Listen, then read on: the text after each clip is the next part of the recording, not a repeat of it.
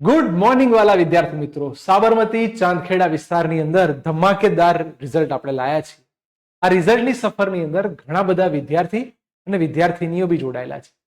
NM સ્કૂલની અંદર 41 marks લાવનાર પટેલ હેની એમણે પોતાની સફર કઈ રીતે શરૂ કરી, કઈ બાબતો ઉપર ધ્યાન રાખવું જોઈએ, આ બધી વસ્તુ આપણને હેની સમજશે. Please welcome Patel Heni.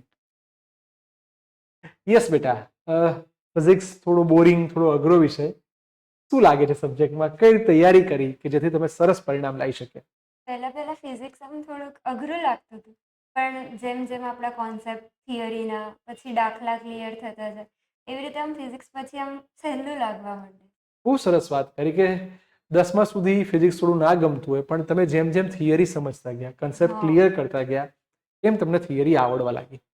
એવું બી બને કે કદાચ કોઈ જગ્યાએ સામાજિક પ્રસંગ છે ને આપણે લેક્ચર અટેન્ડ નથી કરી શક્યા, તો શું કરતા હતા? તો મનન સરની યુટ્યુબ ચેનલ તો છે જ, એમાંથી જે વિડીયોઝ હોય એમાંથી બધા કોન્સેપ્ટ ક્લિયર કરીને એવું લાગે તો એક બે વાર જાતે રફ બુકમાં એ થિયરી મોઢે લખી દેતા.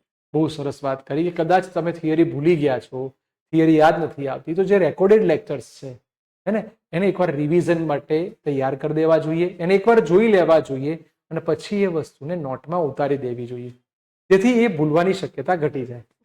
અને જેમ કે એમસીક્યુઝ છે એના માટે પણ મનન સરને યુટ્યુબ ચેનલ છે, એમાં થોડાક શોર્ટ ટ્રિક્સ એમસીક્યુ માટે એ બધું આપેલું, એ બધા પણ લેક્ચર જોઈ લેતા. ઓકે, તો બહુ બધું સરસ કામ કર્યું કે ભાઈ યુટ્યુબ જેવી આટલી સુંદર વસ્તુ છે, તમે એનો સારો ઉપયોગ કરો. તમે તેવી રીલ્સ જોવી એના જગ્યાએ તમે એ દાખલા કે થિયરીની અંદર આવેલી શોર્ટ ટ્રિક્સ, કારણ કે આગળના સમયની અંદર આપણી પાસે સમય ઓછો હશે, એમસીક્યુ વધારે હશે, તો આપણે એ તરફ વિચારવું જોઈએ કે ઓછા ટાઈમમાં એમસીક્યુ સોલ્વ કરવા છે, તો મારા શોર્ટ ટ્રિક્સના વિડીયો છે એને ખાસ જોઈ લેવા જોઈએ અને શોર્ટ ટ્રિક્સ ટેમ્પલેટમાં કે નોટમાં લખી દેવી જોઈએ. Wish you all the best.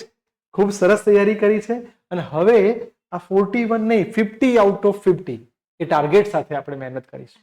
Okay, again all the best બેટા, ખૂબ મહેનત કરજો.